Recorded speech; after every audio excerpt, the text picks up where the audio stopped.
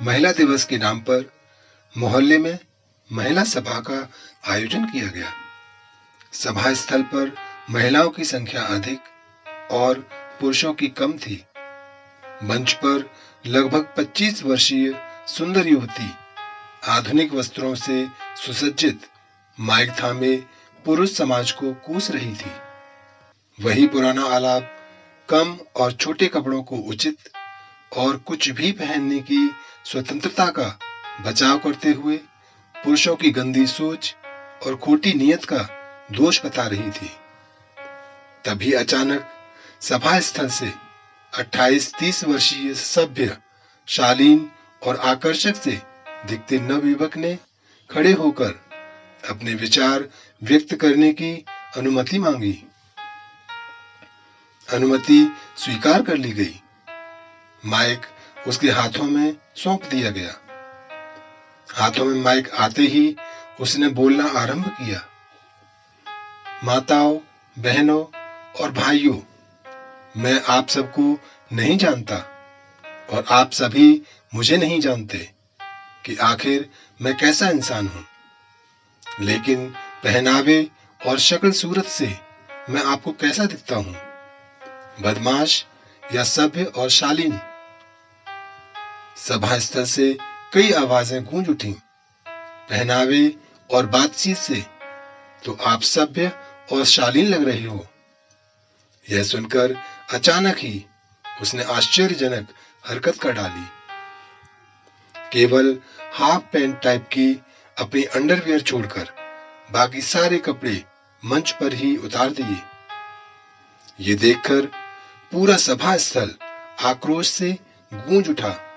मारो, मारो, ये गुंडा है, बदमाश है, बेशर्म है, शर्म नाम की चीज नहीं है इसमें, माँ बहन का लिहाज नहीं है इसको, नीच इंसान है, ये छोड़ना मत इसको। ये आक्रोशित और शोर सुनकर अचानक वह माइक पर गरज उठा। रुको, पहले मेरी बात सुन लो, फिर मार भी लेना। अभी अभी तो ये बहन जी कम कपड़े, तंग और बदन दिखाऊ छोटे छोटे कपड़ों के पक्ष के साथ स्वतंत्रता की दुहाई देकर, गुहार लगाकर नियत और सोच में खोट बतला रही थी।